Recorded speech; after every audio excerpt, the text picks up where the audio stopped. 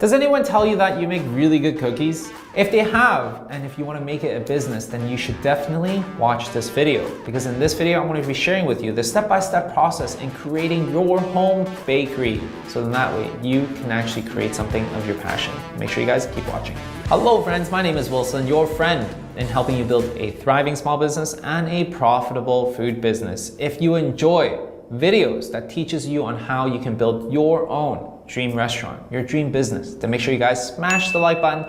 That shows me this is the type of content you enjoy, and we will create more of this for you. So go ahead and smash that like button right now. You might be like a lot of people out there, that you bake some very good cookies, make some very good food, that your coworkers, your family, your spouse tells you how great you are, tells you that there's nothing on the market that matches what you sell, and that you should start your own bakery. But the problem is that you just don't have the confidence to take that plunge to start your very own full-fledged bakery, or you just don't know where to start. And these are the common obstacles that I see a lot of great home bakers have. And that's the reason why you have to watch this video, because I'm sharing with you the step-by-step process in creating your own home bakery business from scratch. Let's dive right in. First question, can I start the business at home? Yes, you can. Go and look up cottage food laws. The cottage food laws indicates what type of food you can sell, where you can sell these food, and the maximum threshold of how much you can make before triggering the laws out there. So that's the reason why, in short, you can sell food at home. Now, as a big disclaimer, you must do the research in your own city. Within different cities, different provinces, they have different cottage food laws that is applicable. So definitely what you want to do is to go on Google, type in your city, type in cottage food laws, and you're going to be able to see the different regulations and the different items that you should be aware of. Another disclaimer with you is that I often see a lot of people, they completely ignore the cottage food laws as well, and they just start selling food from the comfort of their own home.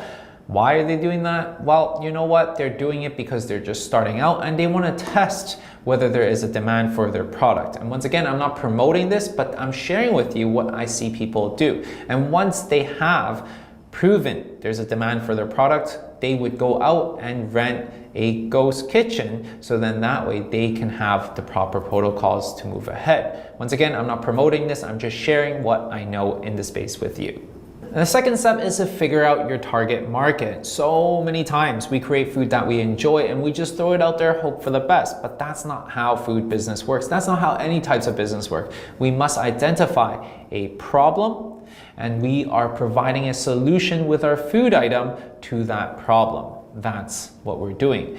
Our food business is a solution to someone else's problem. And oftentimes we scratch our own itch. We create a solution to a problem that we have. As an example, let's say I'm vegan and I love sweet food. So that's the reason why I'm out on a hunt for some very delicious vegan cookies, but then I can't find any. And that's the reason why I go in my kitchen and I start creating these very delicious yet healthy vegan cookies. Now, because you made a ton of vegan cookies, you share it with your friends and family, and it just so happens your friend is also vegan and also loves sweet cookies. Now, you have identified a problem in the marketplace and you have provided a solution. That's what we want to do, and that's how you identify your target market, by providing a solution to someone's problem. And it is essential, I repeat, it is essential for you to identify your target market, because it influences everything that you do. Everything from your branding, to your messaging, to your designs, to the product that you make, to the pricing. All of this plays into the role of who it is that you're trying to serve. And we need to make our judgment and profile these target market. Where do they live? What do they do? What is their medium income? What do they enjoy doing on their off times?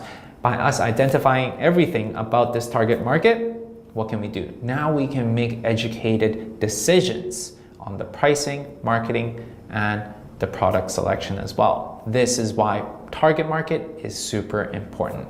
The third step is to check for demand. Remember I was saying, hey, you know what? You make some really good cookies and your friend loves it as well. Doesn't mean there's a business there. We must check whether there is a demand for that product. So why is it super important to check for demand as well? Well, you don't want to sell food only tailored to you and your friend, or selling food that you yourself enjoy, making assumptions on what the market is wanting. We don't want to do that. We must be able to position ourselves to create food that a lot of people are wanting and that we can make, that we can provide the solution to as well. That's how you get people to buy from you. That's how we're going to have a booming business.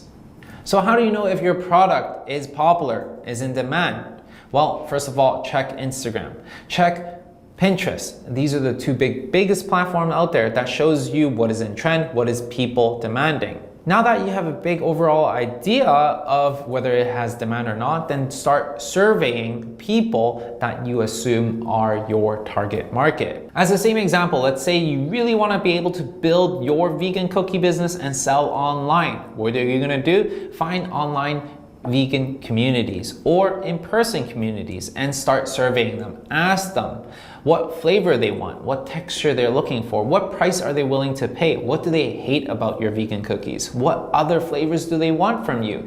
This gives you so much insight of how you can create this business specifically catered to your target market. And if you're stuck trying to validate your market, trying to figure out whether there is demand product for your item, or if you just want to learn how you can build a proper and profitable food business, then definitely check out our free masterclass in the link below, where I share with you how you can turn your food idea into a profitable food business in less than 60 days. Definitely check it out in the link below. Fourth step is to engineer your menu. Now you've figured out there's demand. Now you figured out the target market. Now it is time for you to create your menu. Now, before diving into the complication of menu engineering, to start off, start with 2 to 3 products. Figure out what your hero product is that everyone loves and have 2 or 3 different variations, whether it's an alternative or a complementary item in support of your hero item. The reason why is because we do not want to mess up our operations. We don't want to buy 10 different ingredients just to make 10 different flavors when we're only selling one item. We don't want that. We want to simplify the process, and we want to make this as easy as possible for us to grow a solid brand before we get into the complicated things. Some other options for you to consider is the average order value. Let's say if you're selling vegan cookies again, you wouldn't want to sell one cookie for $3, and that's the reason why you must consider the quantities that you're offering. Whether selling it as a gift box of 6, of 12, or 18, that would bring your average order value up, and that allows you, for every order that comes through, makes it more worthwhile for you to actually do the work. 2 things that you must consider when deciding your menu offering. First of all, it is operations. It's super important, and a lot of people neglect this because, once again, they offer tons of variations, tons of different flavors. With more variations, more flavors, more ingredients, more cost. We don't want that. We want to do things right and have one hero product done very well. And the second thing is trial and error. When we're doing our menu engineering, it is all about trial and error. It is all about figuring out what works, what doesn't work, and we must always have our ears open, willing to listen to constructive feedback. If people are telling you that the size is too small, if people are telling you the taste is not that good, don't take it to heart. Take it as constructive criticism. Improve upon that. That's how you can improve and create a product that people will love. The 5th part is the fun stuff. It is to start your branding. This is where all the fun stuff begins, okay? We have done all the legwork already. Now it is time to choose a name that fits into your personality, a brand that fits into what you're trying to build. Whether it's vegan cookies, then you can call yourself Vegan Monsters. Have fun with this process.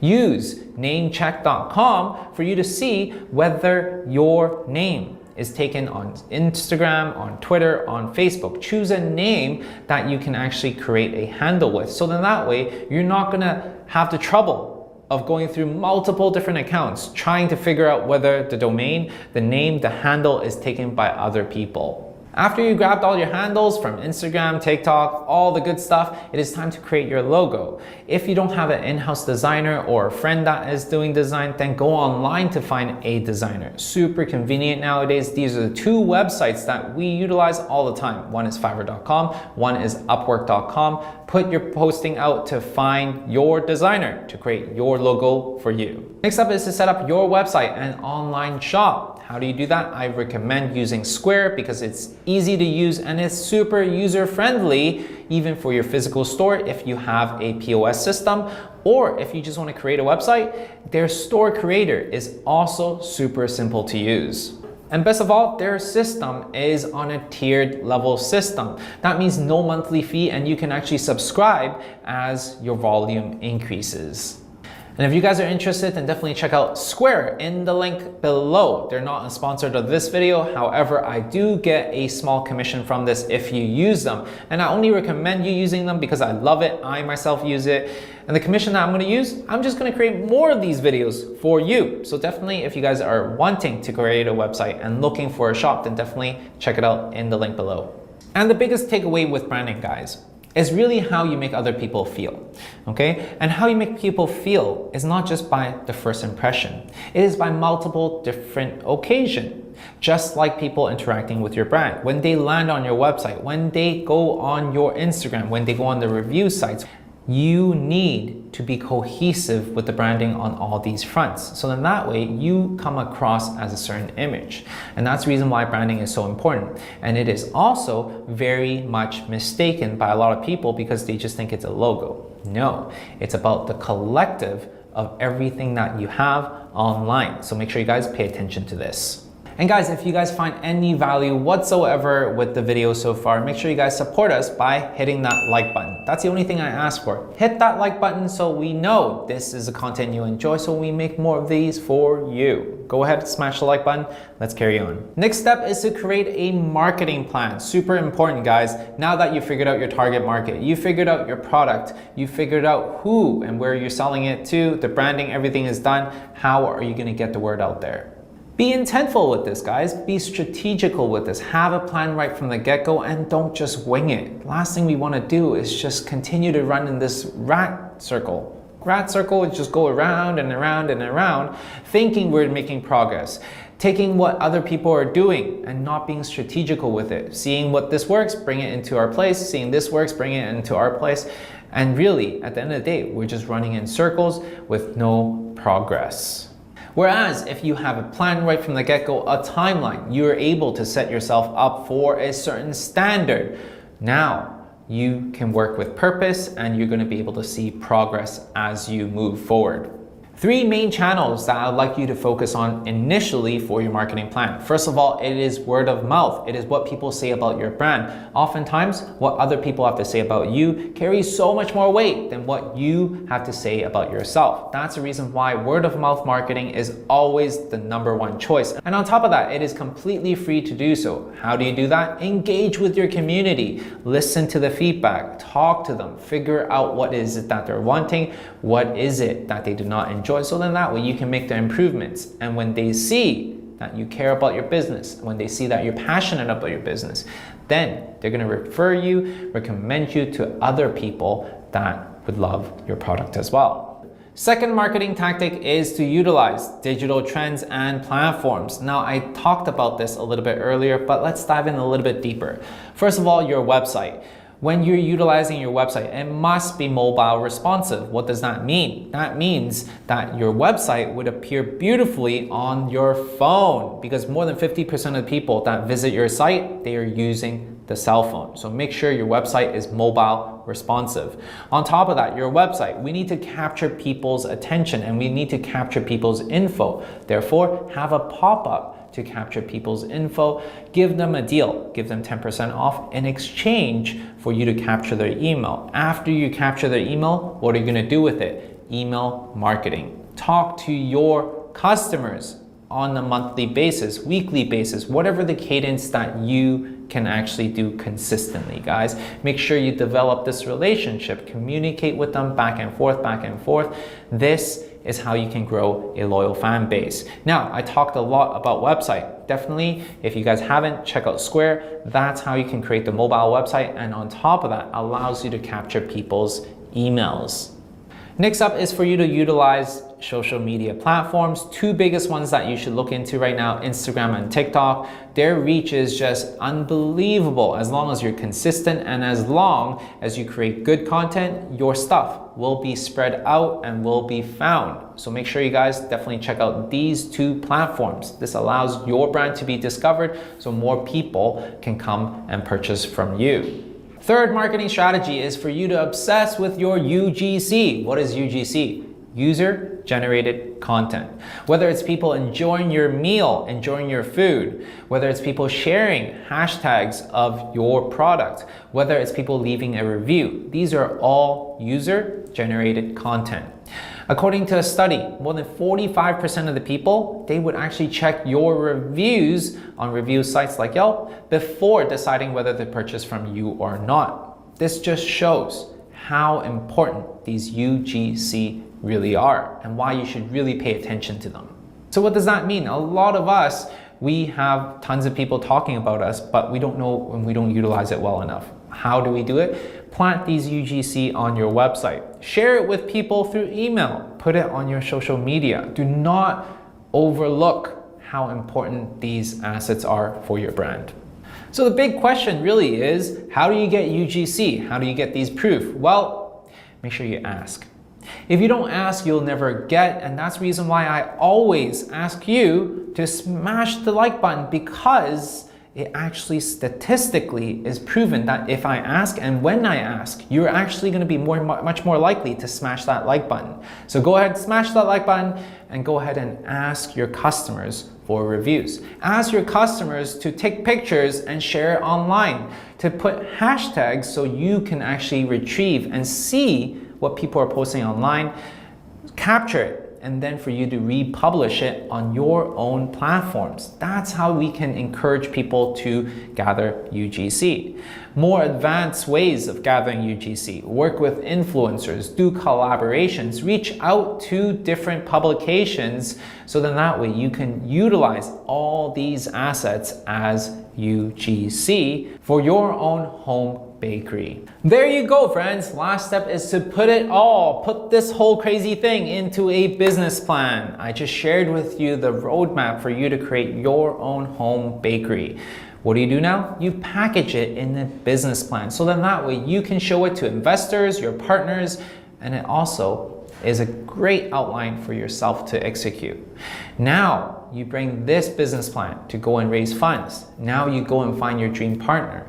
Now you can do this at ease.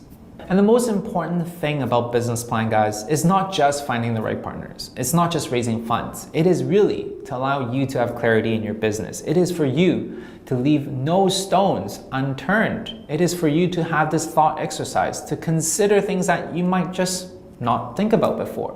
Whether it's your finances, whether it's the marketing plan, whether it's the location, whether it is your product or who it is that you're serving. All these things comes into play when building a business. Yes, it's a lot, but following this video, you're going to be able to actually put all these things together and make this process a lot simpler. So go ahead, re-watch this video, save this video as your resource as you're building out your business plan.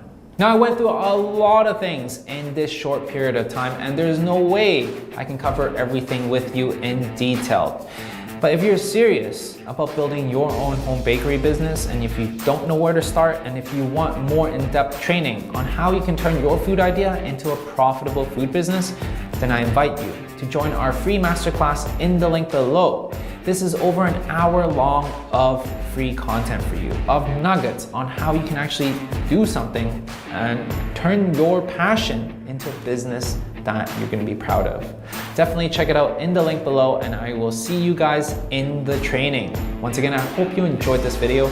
We put in a lot of effort to create this for you because we want you to be successful. We want you to create something that you truly are proud of owning. And I'm there for you. So if you have any questions, leave it in the comment section below. I will see you guys in the next video.